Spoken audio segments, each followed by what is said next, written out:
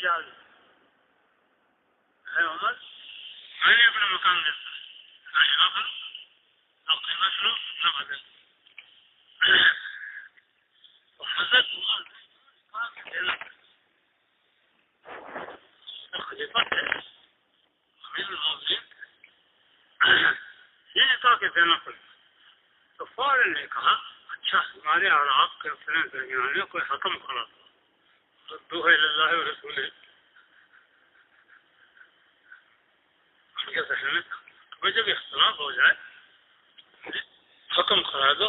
حکم قرار دینا ہی اس آیت کے معنی ہے ردوہ الی اللہ و رسولہ. یہ تو ساتھ آسان سے جا کے تھوڑے اللہ میں آگے آدھار شروع انہوں نے کہا حکم قرار دے بس ابی بن کعب نام مجھے منظور چلیے اور دونوں گئے ابی بن کعب رضی اللہ تعالیٰ عنہ کے ہاں اور جا کر کے معاملہ رکھا کہ ہمارا ان کا یہ معاملہ ہے میں ان سے کہہ رہا ہوں مسجد نبوی بڑھانی ہے توسیع کرنی ہے یہ مکان کی چاہے قیمت لے لیں چاہے بدل لے لیں یا ویسے ہلا کر دیں اور یہ انکار کر دیں آپ کیا فیصلہ دیں. تو حضرت ابی بن کعب نے کہا آپ اس کا مکان نہیں لے سکتے جب تک کہ خوشی سے کسی شکل پہ تیار نہ ہو. یہ فیصلہ دے دیا آپ ان کا مکان نہیں لے سکتے جب تک یہ راضی نہ ہو چاہے جس شکل پہ راضی ہو. اب حضرت عمر نے کہا میں نے چھوڑا میں آپ کے فیصلہ مانتا اب صرف اتنی بات پوچھتا ہوں میں کہ یہ فیصلہ آپ نے قرآن سے دیا یا حدیث سے اپنے دل کے اطمینان کے لیے مطلب فیصلہ میں نے مان لیا جس سے بھی آپ نے دیا لیکن دل کے اطمینان کے لیے یہ پوچھتا ہوں کہ یہ فیصلہ آپ نے قرآن سے دیا ہے یا حدیث سے. ابی بن کعب رضی اللہ تعالیٰ نے فرمایا میں نے حدیث سے دیا ہے. کون سی حدیث؟ انہیں وہ جو حضور پاک صلی اللہ علیہ وسلم نے سنائی تھی حضرت داؤد علیہ السلام بیت المقدس میں بڑھیا کا گھر آ رہا تھا بہت ساری حدیث سنا دی بس اطمینان ہو گیا. جب اطمینان ہو گیا اب حضرت عباس نے کہا اب میں اپنا مکان ہبہ کرتا ہوں مسجد اور مجھے یہ دیکھنا تھا کہ اللہ نے تمہیں ہمارا امیر بنایا ہے کیا ہمارے اوپر جبر کرو گے تو یہ دیکھنا تھا مجھے جبر کرو گے مجھے بس یہ دیکھنا تھا کہ اللہ نے تمہیں امیر بنایا مسلمانوں کا کیا مسلمانوں کو جبر کر کے کوئی کام کراؤ گے میرا مکان حاصل ہے. تو میں یہ کہتا ہوں کہ ابھی ہم اس مزاج پہ نہیں آئے دعوت میں کہ نفس کے خلاف ہم مشورے کے ماتحت اپنے کو ڈال دیں کہ چاہے ہمارے نفس کے خلاف فیصلہ ہو. اور جب کہیں تو امیر ہوتا ہے ہر جگہ نہیں امیر رکھے گیا دعوت کیونکہ امیروں کو میں استعداد نہیں تھی وہ اپنے کو حاکم سمجھنے لگے. ہمارے یہاں امیر جو ہے وہ حاکم کے معنی مانے ہمارے یہاں ہے ذمہ دار کہ اپنے اوپر اوڑھنے والا. لہٰذا اگر کل کو سے یوں کہہ دو کہ بھائی اب تو میں نے دوسرے خلاف اس کے دل پہ بات نہ گزرا کہ مجھے عمارت سے کیوں ہٹایا. اگر اس کے دل پہ یہ بات گزرے مجھے عمارت سے کیوں ہٹایا تو اس کے اندر استعداد نہیں تھی ہمارے عمارت کی دینی عمارت. حضرت عمر رضی اللہ تعالیٰ نے جب حضرت خالد کو معزول کیا ہے تو حضرت خالد پہ بات نہیں گزرا.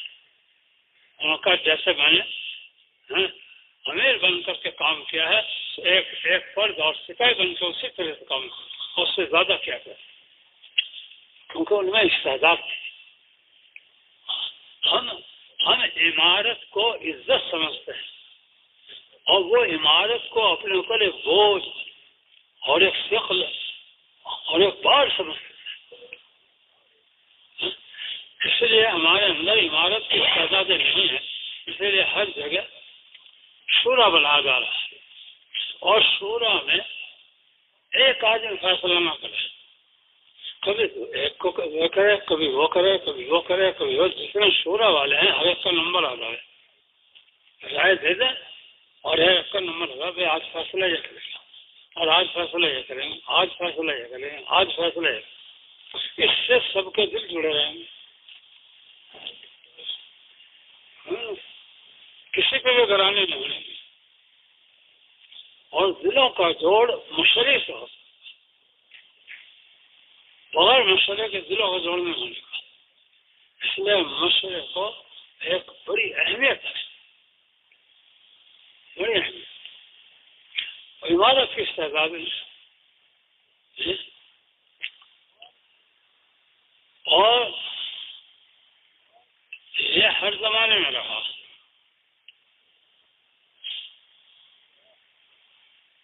کہ امیر پہ بھی کوئی غالب رہتا ہے. ابو بکر صدیق رضی اللہ تعالیٰ عنہ سے عمارت شروع ہوئی. پہلے جو شروع ہوئی عمارت ابو بکر صدیق رضی اللہ تعالیٰ عنہ سے. تو انہوں نے ان کے پاس ایک صحابی آئے کہ فلاں جگہ کا جنگل اور زمین میرے نام کر دے، میں غریب آدمی ہوں، میرا گزارا ہو جائے گا. انہوں نے لکھ دیا، اور لکھ کر کے کاغذ کہ فلاں علاقہ فلاں جنگل میں ان صحابی کو دیتا. لکھنے کے بعد یوں فرمایا کہ دستخط حضرت عمر کے بھی کرا لو، اس پہ دستخط کرا لو جا کر. اب وہ گئے دستخط کرانے کے لیے، تو انہوں نے پڑھا اور پڑھ کے کاغذ پھاڑ دیا، نہیں ملتا. امیر کا تو حکم اور معمول پھاڑتے ہیں کاغذ کو سر اور نہیں ملتا. اب وہ غصے میں بھرے ہوئے حضرت ابو بکر صدیق کے پاس آئے، کہنے مجھے یہ بتا دو امیر آپ ہیں یا عمر؟ مجھے یہ بتا دو امیر آپ ہیں یا عمر؟ ابو بکر صدیق بہت ہوشیار ماشاء اللہ، انہوں نے کہا اگر وہ چاہے تو وہی امیر ہے، اس کے غصے کو ٹھنڈا کر دے. اگر عمر چاہے تو وہی امیر ہے.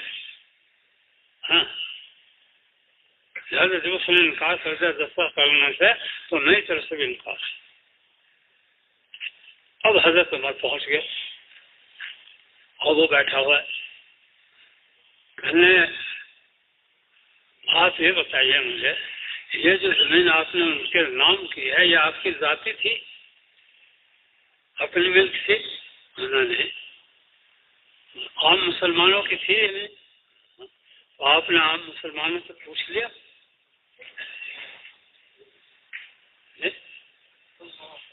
آپ نے کیسے لکھ دی ان کے نام جبکہ زمین آپ کی نہیں تھی؟ آپ اپنے ملک کو تو دے سکتے ہیں تحریر کو، لیکن جو عام مسلمانوں کی زمین ہے چاہے آپ خلیفہ ہوں لیکن ان سے بغیر مشورہ کے کیسے دے سکتے ہیں؟ فوراً مان گئے. تو ابو بکر یہ کہنے میں پہلے تو کہتا تھا تو امیر بن جا. اسے کہتے ہیں مانا. اب یہ استعداد آج ہم میں باقی ہے. آج تو سراپا ہو جائیں گے، چراغ سراپا ہو جائے. امیر کا حکم توڑ دیا، نکال دو اسے. میرا حکم نہیں مانتا، امیر کا حکم نہیں مانتا، نکال دیتے ہیں. تو آج ہم امیر کے معنی حاکم کے سمجھتے ہیں اور صحابہ امیر کے معنی حاکم کرنا. اور کہتے تھے کہ امیر بھی مامورین کے تابع ان کے مشورے سے چلے گا. امیر مامورین کے مشورے چلے گا اور مامورین امیر کے مشورے سے چلے گا، تب ان کے دل آپس میں جڑے رہے.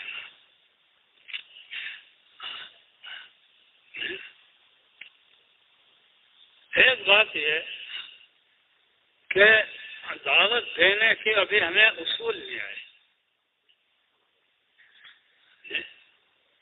کیونکہ دعوت دو لوگوں کو خوشامد کے طریقے سے، خوشامد کرو، ملامت نہ کرو،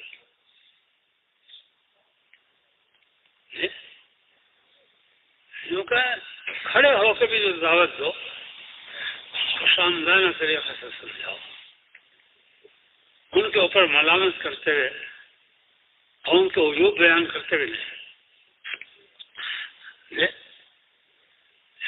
کیونکہ عیوب کے ذکر سے عیوب ہی پھیلیں گے اور محاسن کے ذکر سے محاسن پھیلیں گے، لہذا ان کے سامنے محاسن کے ذکر کرو۔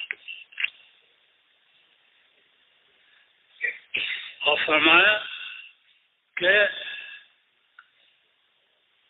گناہ کرتے کرتے بھی گناہ محبوب بن جاتے ہیں۔ مثلا ایک شخص داڑھی نہیں رکھتا، اسے داڑھی کا نہ رکھنا ہی محبوب ہے۔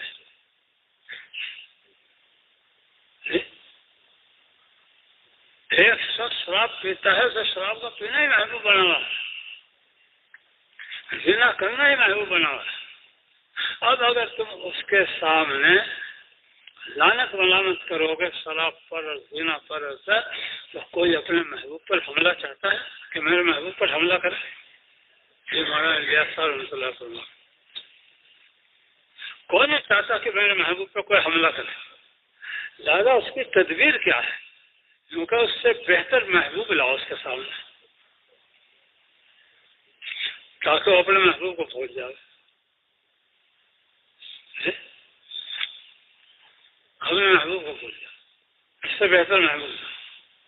اور یوں کہ حضور اکرم صلی اللہ علیہ وسلم کے طریقے جو ہیں حسن ذاتی رکھتے ہیں، وہ لاؤ ان کے سامنے، ان کے فضائل بیان کرو، فضائل بیان کرتے کرتے انشاءاللہ وہ اپنے محبوب کو بھول جائیں گے اور ان طریقوں پہ آ جائیں گے۔ جب ان کے فضائل سنیں ہیں بار بار ان پہ آ جائیں گے۔ ایک عورت حسین جمیل چلی ہوئی جا رہی، ایک شخص نے اس کے اوپر نگاہ ڈال کے عاشق ہو گیا اور اس کے پیچھے پیچھے چلنے لگا۔ عورت سمجھ گئی، بڑی ہوشیار تھی، تو جب اس کا گھر قریب آیا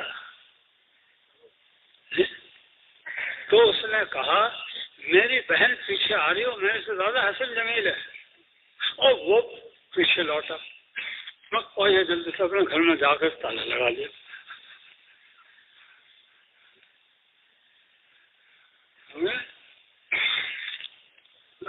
کہ اس کے سامنے کہتے اس سے بہتر محبوب ہی ہے، وہ پہلے محبوب کو بھول جائے گا۔ اور یوں دعوت کے اصولوں میں سے یہ ہے یوں کہ کسی مسلمان کو بھی اس کے عیبوں پر شرم نہ دلاؤ، ملامت نہ کرو، اس کے عیبوں سے تو کرو، اس کے گناہوں سے تو کرو نفرت، لیکن اس سے کرو محبت۔ اس کی مثال یوں کہ ایک عورت کا بچہ کھیلتا کھیلتا، چھوٹا بچہ نجاست میں اپنے بدن میں بیٹھ لیا، تو وہ عورت اس نجاست سے تو کرے گی نفرت اور بچے سے کرے گی محبت، اس کی نجاست کو دھوے گی، حالانکہ ہاتھ میں نجس ہو جائے گی، وہ کہے گی چلو بعد میں ہاتھوں میں پاک کر لوں، اور اسے سینے سے لگا لے گی پھر۔ کیونکہ اسی طرح ہمارا ایک بھائی مسلمان گناہوں کی نجاست میں لتھڑ گیا، ہم اس گناہوں سے تو نفرت کریں مگر اس گناہوں سے نکالنے کی اور دھونے کی کوشش کریں، اور دھونے کی تدبیر اس زمانے میں یہی ہے اسے اللہ کی راہ میں نکالو اور علم کے حلقوں میں بٹھاؤ اور نماز اور ذکر میں لگاؤ اور دعا میں لگا دو، انشاءاللہ وہ ان سے نکل جائے گا، ان گناہوں سے چھوڑتا چلا جائے گا۔ اور اگر تم نے ملامت کرنی شروع کر دی ان کے اوپر تو تو وہ کہا تم اپنے گھر اپنے قبر میں، میں اپنے قبر میں. ہاں پھر وہ چھوڑیں گے نہیں بلکہ اور اس کے اوپر سخت ہو جائیں گے اپنے گناہوں پر، اور اس کے خلاف یعنی ایک ماحول بنا لیں گے. جب ہم گئے سعودی عرب میں تو وہاں 3 قانون تھے. ایک یہ کہ کوئی جماعت سے پیچھے نہیں رہ سکتا نماز. سارے دکاندار، بازار والے، گھروں میں رہنے والے اذان ختم ہونے تک سب کو چھوڑ کے مسجد آ جائے. مکہ میں مسجد حرام ہے اور مدینہ پاک ہے مسجد نبوی. اگر کوئی رہ گیا تو فوراً اس کے اوپر کوڑا پڑ جاتا تھا. اس کو قانون یہ تھا. دوسرا قانون یہ تھا کہ کوئی بیڑی سگریٹ نہیں پی سکتا. اگر کوئی بیڑی سگریٹ پینے والا مل جائے اس کے اوپر کوڑا پڑ جاتا. یہ ہم نے دیکھا. اور ایک یہ دیکھا کہ ریڈو آیا تھا، جس کے یہاں بھی ریڈو آ گیا نکال کر کے اسے فوراً سڑک پہ رکھ کر کے جلا دیا اور اسے سزا دی. یہ 3 قانون میں نے دیکھے 40 سال. تو ہم نے یہ کہا ان کے علماء سے، میں نے کہا تمہارا یہ تشدد ان چیزوں کو اس ملک میں پھیلا دے گا اور بڑھا دے گا.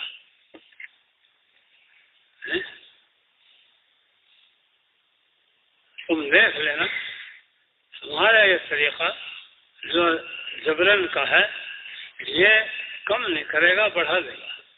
آج ہر گھر میں ریڈو، ہر آدمی سگریٹ پی رہا اور نماز ادھر ہو رہی ہے ادھر بازار میں ہے.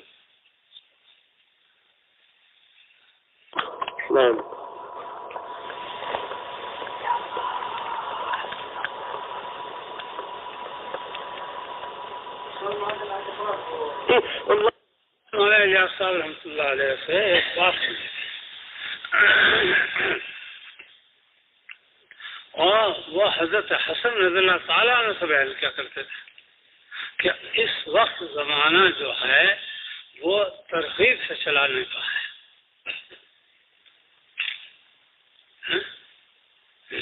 جبرن حکومت سے چلانے کا نہیں، کیونکہ دلوں میں تقویٰ اور توکل نہیں. حضور پاک صلی اللہ علیہ وسلم نے تو پہلے امت کو بنایا تھا، تقویٰ اور توکل ان کے اندر اور دنیا سے بے رغبتی پیدا کی تھی. تب ان کے اوپر وہ حکم چل گیا. ہاں سزا بھی دے دی زنا پر اور چوری پر اور چل گئے. لیکن اب نہ تقویٰ رہا، نہ توکل رہا، نہ دنیا سے بے رغبتی رہی، نہ اللہ کے حکم کی وہ عظمت رہی، نہ رسول پاک صلی اللہ علیہ وسلم کے امر کے کوئی عظمت رہے. لہذا اب موقع ترغیب کے ساتھ چلے گا اسلام. تو ہم نے بھی یوں کہتے تھے ان کے علماء سے، امر بالمعروف والوں سے، کہ ترغیب سے چلے گا. انہیں نہیں، حکومت ہے ہمارے میں، ہاں اسلامی حکومت ہے.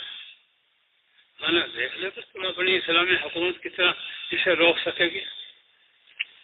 وہ سارا وہی بدل گیا، نظام سارا بدل گیا. بلکہ ان کو زیادہ احترام ہونے لگا اور عزت ہونے لگی کہ جو ان کاموں کو کرتے ہیں، اور ان ملاؤں کی کوئی حرمت اور عزت باقی نہیں ہے. اب آیا ان کے سامنے، ارے یہ تبلیغ والوں کا اصول ہی بہت اچھا کہ ترغیب سے لاؤ. اب کہنے لگے وہ کہ ہم نے شدت کی اور کوڑے لگائے، یہ ٹھیک نہیں کیا. نہیں کا طریقہ ٹھیک ہے کہ اللہ کی راہ میں نکالو، وہ گناہوں کو خود ہی چھوڑ دیں گے، جن کو بھی اللہ کی راہ میں نکالا اور وہ چھوڑتے چلے آئے، کیونکہ یہی طریقہ ٹھیک ہے۔ اب آئے دنیا سونے تو خیر ہمارے اصولوں میں سے ایک بات تھی جو میں نے اب کہی کہ بھائی ملاوت کے ذریعے سے نہ چلو، خوشامد کے ذریعے سے چلو، ترغیب دو، اللہ اس رسول کے احکامات کے فضائل سناؤ، جنت سناؤ، انعامات سناؤ، اس پر جو رحمتیں برکتیں دنیا میں آئیں گی وہ سناؤ، اور سیرت سناؤ، صحابہ کی زندگی سناؤ، ان کا حصہ کرنا۔ اچھا، ایک یہ اصولوں میں سے کہ لوگ اعتراض بھی کریں گے، کیونکہ بڑی جیت ہے اعتراض کا جواب نہ دو، خاموش ہو جاؤ، من سمجھتا نہیں جاؤ، جواب دو، پھر اللہ تعالیٰ جواب دیں گے۔ جب تم اس کام کو حق سمجھتے ہو تو اللہ تعالیٰ جواب دے گا، اور تم تو کام کے بڑھانے میں لگے رہو، لوگوں کی طرف متوجہ نہ ہو کہ لوگ کیا کہہ رہے ہیں، نہ ان کی تعریفوں سے خوش ہو اور نہ ان کے ملامتوں سے ناراض ہو، دونوں چیزیں چھوڑو، کیونکہ تعریفیں کرتے ہیں اس میں بھی نقصان ہے۔ ہاں، شیطان اس راستے سے بھی آتا ہے، اور دلوں میں ڈال دیتا میں تو بہت بڑا ماشاءاللہ ہاں کام کرنے والا دین کا دائی، ہاں ایسا ہو گیا، اور لوگ میرا کام کرنے والے ہو گئے، اور یہ ہو گئے، حضور شیطان مارتا ہے، ہاں، اور ریاکاری میں وجود میں مبتلا کر دیتا ہے، ہاں جی، اور شیطان اس راستے سے بھی آتا ہے، ارے لوگ سنتے تو ہے نہیں، چھوڑو انہیں، نا امید کر دیتا ہے کہ سنتے تو ہے نہیں، بہت دفعہ ان سے کہہ لیا، اس بستی میں تو بہت دفعہ آئے، کوئی سن گیا نہیں، چھوڑے اس بستی کو، کیونکہ اس طرح سے شیطان آتا ہے، کیوں نا امید کر دیتا ہے، اور ان بستی والوں کی جو سنتے نہیں ان کی عداوت دل میں ڈال دیتا ہے، اور پھر ان کی برائی کرنے لگتے ہیں کہ فلاں بستی کے لوگ ایسے ہیں، فلاں ایسے ہیں، فلاں ایسے ہیں، برائیوں میں لگ جاتے ہیں، اور یہ شیطان کرتا ہے۔ تو یوں کہ نہ لوگوں کی تعریف کی طرف متوجہ ہوں، اور یہ کہہ دو یہ بیچارے جانتے نہیں، یہ تو ظاہر کو دیکھ کر کے کہہ رہے جو کچھ کرے جی، اور جو برائی کر رہے ہیں یہ بھی جانتے ہیں بیچارے، مغالطے میں انہیں ہمارے بھائی ہیں، اگر ان کے سامنے بات صحیح آئے گی آہستہ آہستہ انشاءاللہ یہ ماننے والے ہو گئے،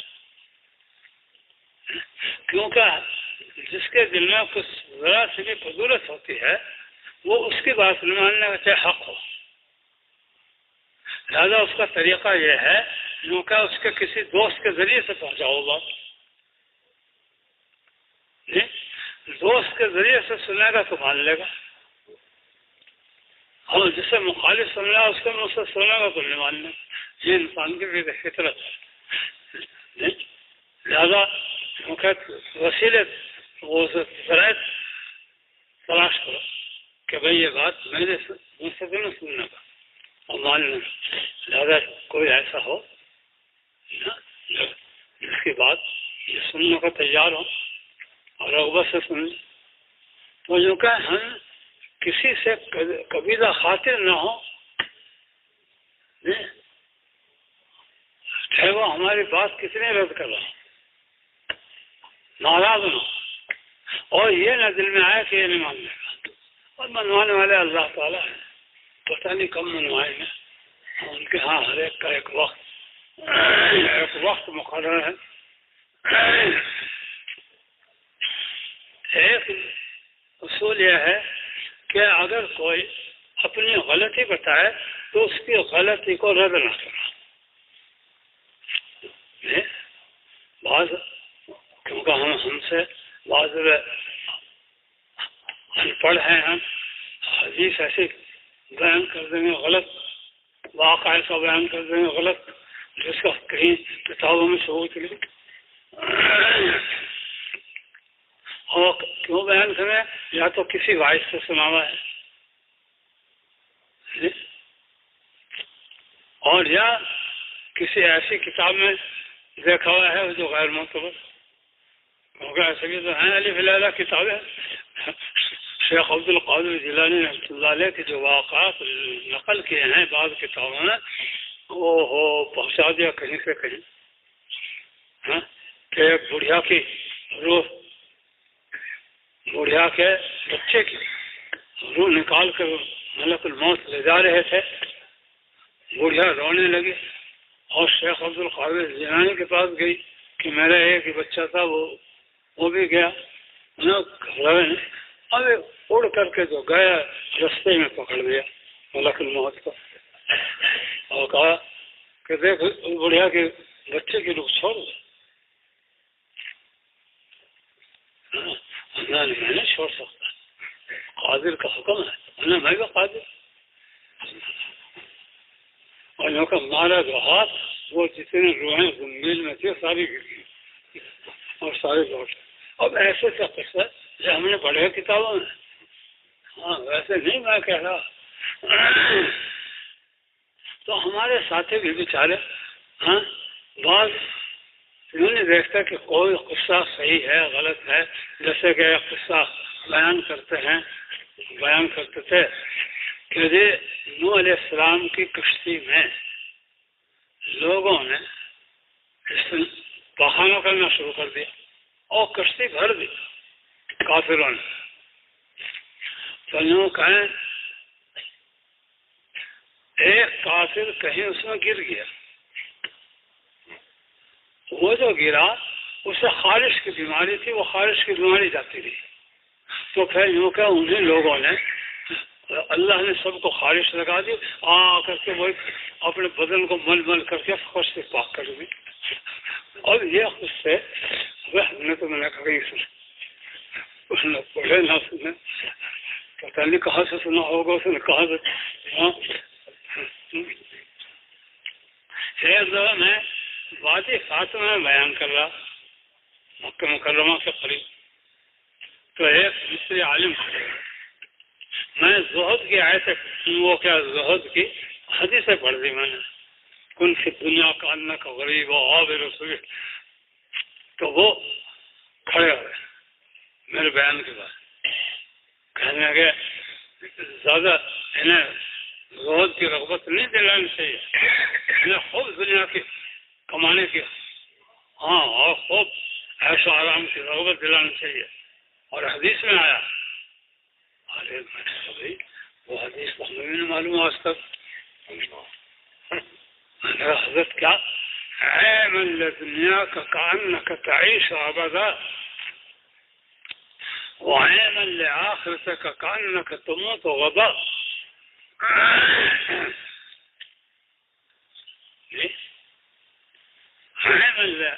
دنیا کا کانک تعیش، تو دنیا کے کام اس طرح کر گویا کہ تجھے ہمیشہ دنیا ہی میں رہنا، خوب جمع کر اور خوب بنا.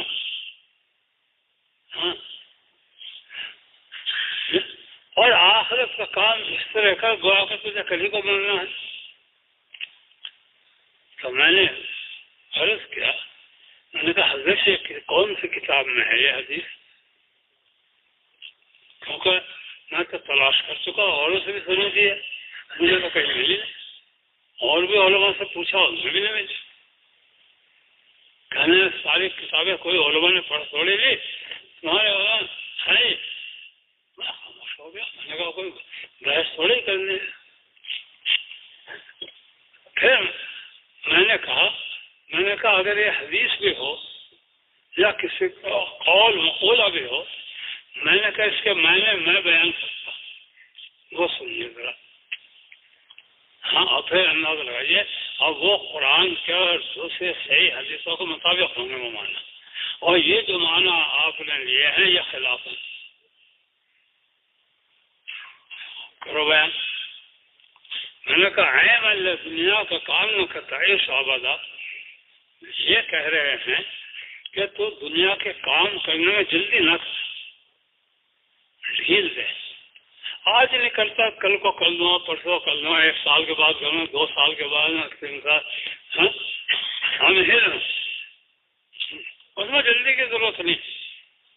ایسا سمجھے تو ہمیشہ یہ رہنا رہے، آج نہیں کیا کر لیں گے 10 سال کے بعد، 20 سال کے بعد. اور عین اللہ آخر کا کان نہ ختم ہو تو غذا تو آخر کے کام میں ڈھیل نہ دی. ہاں ممکن ہے کل موقع نہ ملے، موت آ جائے، اب ہنسا ہو ان کا واقعی یہ معنی ہے. ہاں یہ معنی ہے. تو بات یہ ہے، تو ایسا بھی ہوتا ہے کہ ایک چیز یعنی حدیثوں اور کتابوں میں نہیں ہوتی، یہ ملنے مشکل ہو جاتی. اس کے بعد الفاظ مل جائیں گے جو ہم نے پہ بہت تلاش کی، بعض الفاظ ملا وہ بھی مقولہ کر کے ملے اور کسی صحابی پر. تو ہمارے ساتھیوں سے یہ غلطی ہم اب ساتھیوں کو چاہیے اگر انہیں کوئی ٹوک ہے، کوئی بتا ہے تو وہ ان سے جھگڑا نہ کرے، مان لیں، خواہ کہیں بہت اچھا، علماء سے تحقیق کر کے چلے گئے انشاءاللہ ہم پوچھیں گے. اور یہی ضروری ہے کہ جو بات بیان کریں وہ پہلے کسی سے تحقیق کر لیں اور بدظن نہ ہو ٹوکنے والوں سے، بلکہ حسن ظن کرے کہ بھائی میں یہ غلطی پر تھا، اللہ تعالیٰ نے ان کے ذریعے سے میری غلطی نکلوا دی، ان کا شکریہ ادا کرے. نہیں تو میں ایسی غلطی پہ رہتا، اگر یہ نہ بتاتے بیچارے تو اسی غلطی پہ رہتا. میں نے غلطی انہوں نے صحیح کرا دی، بجائے سے یہ دعوت کا اصول ہے. اچھا، اور بعض جگہ ایسا بھی ہوگا کہ ایک حدیث ہے مگر انہیں نہیں معلوم، تو یوں کہہ دو بہت اچھا، وہاں بھی مان لے اور کہ بہت ہے ہم تحقیق کریں گے، اگر واقع حدیث ہوئی تو بیان کریں گے، نہیں آئندہ ہم نہیں بیان کریں گے. ایک دفعہ میں بیان کر رہا تھا شہداء میں، مکہ مکرمہ میں شہداء کی مسجد میں، وہاں ہمارا اجتماع ہوا کرتا تھا شروع میں. میں نے ایک حدیث بیان کی،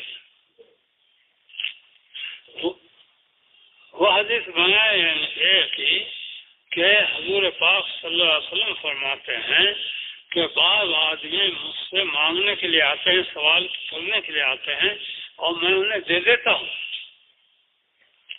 اور وہ اپنے بغل میں آگ دبا کر لے جاتے ہیں. تو حضرت عمر رضی اللہ تعالیٰ نے عرض کیا کہ اصل پھر آپ دیتے کیوں ہیں جب ان کے لیے وہ آگ ہے؟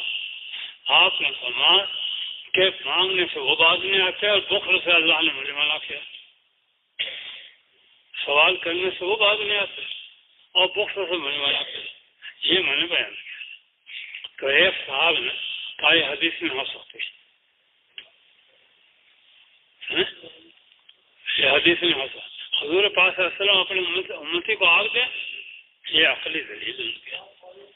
میں نے کہا اچھا تحقیق کرو، میں بھی تحقیق کر کے لاتا ہوں، کوئی جھگڑنے کی بات نہیں، اگر نہیں ہوگی تو ہاں چھوڑ دیں ہمیں، کیا بات ہے، توبہ کر لیں گے.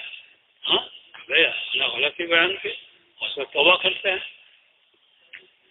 5 کتابوں میں ملی،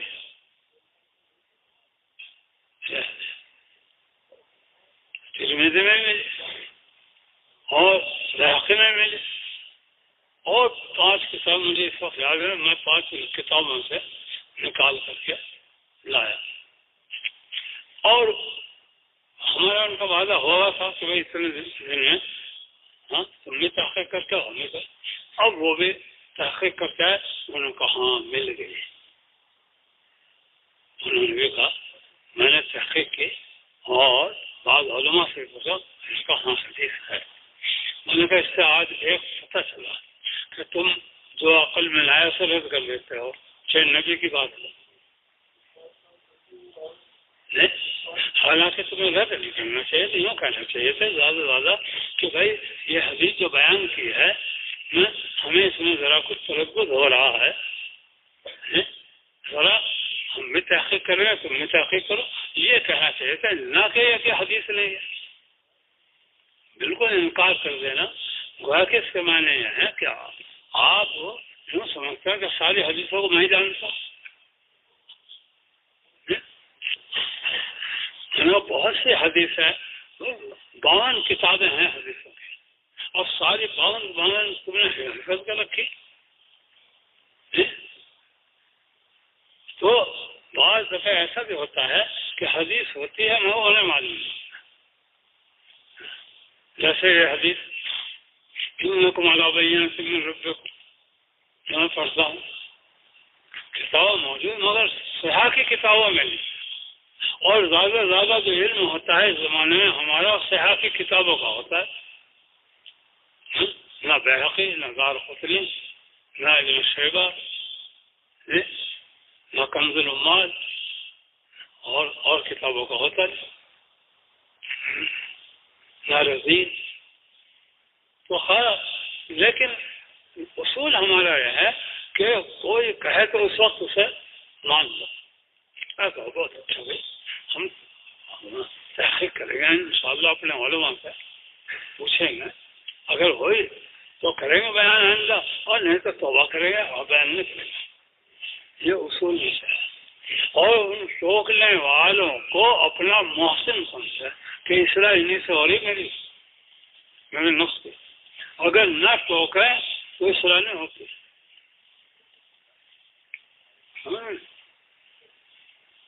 اچھا، اعتراض کا جواب نہ دینا سنت ہے، یہ حدیثوں میں مل گیا بہت سے کہ حضور پاک صلی اللہ علیہ وسلم نے اعتراض کرنے والے کا جواب لیا، خاموش ہو گئی۔ ایک اصول یہ ہے ہمارے ہاں کہ بھائی چونکہ چندہ نہ کرو، مولانا الیاس صاحب رحمۃ اللہ نے سنا، اس کے معنی یہ نہیں کہ چندہ کرنا دین کے لیے کوئی برا ہے، لیکن چونکہ اس زمانے میں بدنام ہو گئے اور سویزنی پیدا ہو رہی، اس لیے تم نہ کرو، نہ مسجد کے لیے نہ مدرسہ کے لیے، جو کرتے ہیں تم اپنا چندہ دے دو انہیں، بھائی وہ کوئی مسجد کے لیے کہہ رہے تم نہ مانگو، دوسرے اپنا دو، کرو مسجد میں مدرسہ میں اتنے سب دیں گے ہم، دینا تو سب کو چاہیے کار خیر میں، لیکن خود ذریعہ نہ بنے دوسروں سے مانگنے کا، کیونکہ یہ اس سے دعوت کی حفاظت رہے گی، نہیں تو آج تو جو لوگوں کے ذہنوں میں یہ بیٹھا ہوا ہے کہ یہ دین والے ہمارے تابع ہیں، چندے کی وجہ سے، محض مال کی وجہ سے وہ دین والوں کو اپنے تابع سمجھتے، اور دین والوں کی ان کی نگاہوں میں، مال والوں کی نگاہوں میں عزت نہیں ہوئی، احترام نہیں رہا، لہذا اس احترام کو پیدا کرنے کے لیے اور عزت کو پیدا کرنے کے لیے یہ اصول بنا کہ، اور دوسرے ہے کہ مخلوق سے استغنا کی مشق کرو، ہم اللہ سے مانگیں گے، مخلوق سے نہیں مانگیں گے۔ اذا سألت فاسأل اللہ وإذا استعنت فاستعن باللہ، جیسا حاکم من حزام کا قصہ ہے کہ وہ حضور پاک صلی اللہ علیہ وسلم کے پاس سوال کرنے کے لیے آئے اپنی حاجت کا، آپ نے پھر آئے، پھر آپ نے فرمایا کہ دیکھو جو اپنے کو مستغنی بنائے گا اللہ اسے مستغنی کرے گا، اور جو اپنے کو عفت میں لائے گا اللہ سے حافظ کر دیں گے۔ تو موقع انہوں نے وہیں کہا یا رسول اللہ آپ کے بعد اب میں کسی سے نہیں سوال کروں، تو جو کہیں حضرت عمر کے زمانے میں اور ابو بکر صدیق کے زمانے میں بھی ان کا حصہ دینے کے لیے مال غنیمت میں سے ان کو دینا چاہنے کا نہیں مل حضرت عمر نے دینا تھا انہوں نے نہیں. تو یہ ہے اصل میں کیونکہ ہم اس کی عادت ڈالیں کہ ہم لوگوں سے مانگیں دین کے لیے بھی نہ مانگیں, دین کے لیے اللہ سے مانگیں, اللہ دے گا اور وہ دروازہ کھولتا ہے اللہ تعالیٰ. پھر لوگ آئیں گے خوشامد کر کے دینے کے لیے, بجائے اس سے ہم مانگیں ان سے, پھر وہی آئیں گے حضرت میرا یہ مال مسجد میں لگا دو. اور میں نے نہیں ہمیں ضرورت نہیں, نہیں مجھے صاحب میں داخل کر. اب وہ خوشامد کر کے جو دیں گے تو تمہارا احترام ان کے دلوں میں باقی رہے گا, جبکہ تم نے استغلا کے ہاتھ سے لیا, پھر اس کے ہاتھ سے مل گیا. یعنی اپنی احتیاط مسجد کے بارے میں احتیاط ظاہر کر کے نہیں لیا, بلکہ مستغنی ہو کر کے لیا. کیونکہ اگر مستغنی ہو کر کے لوگے تب تو وہ یوں کہیں گے ان کا شکریہ کہ انہوں نے مجھے ثواب میں داخل کر دیا, اور نہیں تو ان کا شکریہ ادا کرنا پڑے گا کہ انہوں نے ہماری حاجت پوری کر دی. اور یوں کا وہ شکریہ ادا کرے گا کیونکہ انہوں نے ہمیں ہماری ذات کو لیا, مسجد کو دیا, اللہ میں سے کرتے رہیے اپنا معاملہ. یہ جو حدیث ہے من لم یشکر الناس, یہ اس کے اوپر بھی آنے کی, کیونکہ اس وقت جب آئے گا جو ہمیں ذات کو دے تب ہم شکریہ ادا کریں گے ان کا. اور جو مسجد کو دے رہے ہمیں کیا ضرورت ہے ان کا شکریہ ادا کرنے کی. ہری بات سمجھ رہے ہیں, یہ مغالطہ نہ پڑ جائے. میں نے کہا کہیں ہماری ذات کے لیے دے رہے ہیں لیکن مسجد کے لیے مدرسے کے لیے دے رہے ہیں, بھائی اللہ کو دے رہے تو ہمیں پرندے سے اللہ کو دے رہے, اب اللہ کو ملے گا. اب ہمیں نہیں معلوم اخلاص سے دے رہے, بغیر اخلاص سے دے رہے, حلال میں سے دے رہے, حرام میں سے دے رہے, کیونکہ حرام میں سے دیا ہوا تو اللہ کے یہاں قبول ہوتا نہیں, نہ دین میں نہ دنیا میں. تو یہ اصول ہے. ایسے ہی دعوت کے اصولوں میں سے یہ بات ہے کہ اپنے کو جو خصوصیت والے اعمال ہیں ان سے بچانے کی کوشش کرو. امیر بننے سے, شورا کا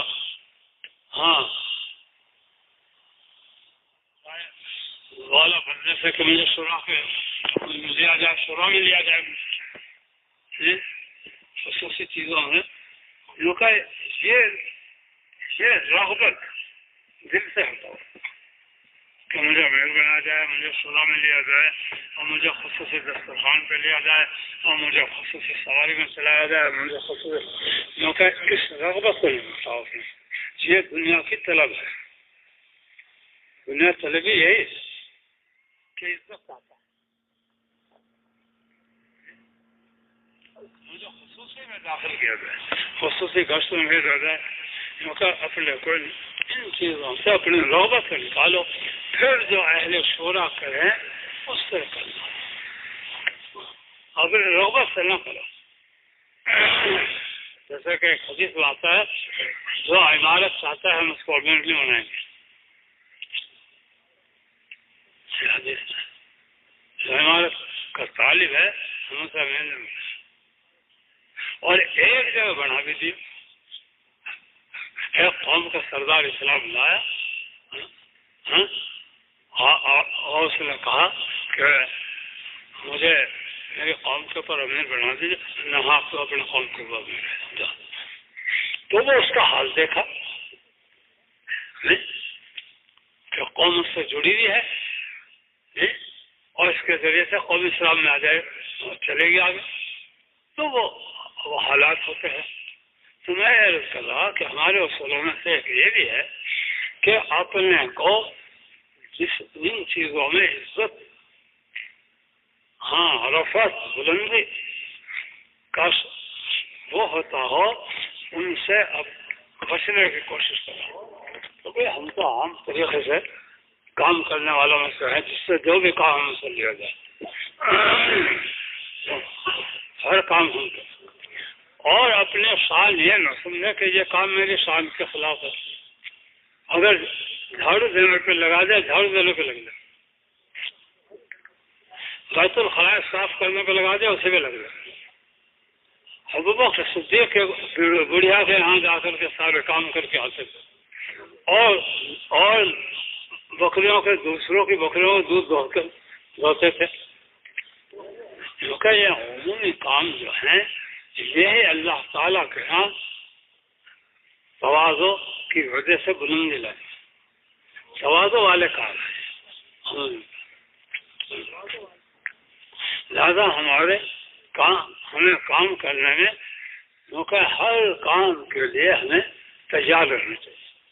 اور یوں نہیں سمجھا کہ تعلیم کا حلقہ تو میرے شان کے موافق ہے اور بیان کرنا، اور بھائی یہ کام میرے شان کے ہے، میرے احترام کے خلاف ہے.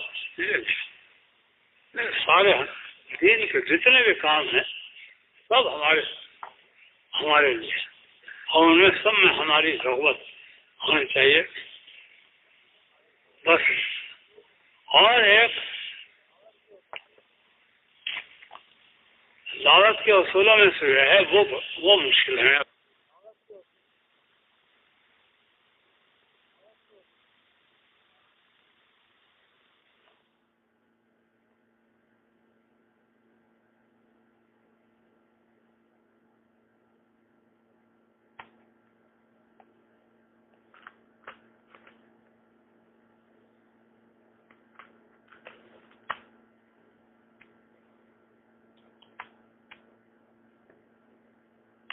کام کے سلسلے میں نصلات اللہ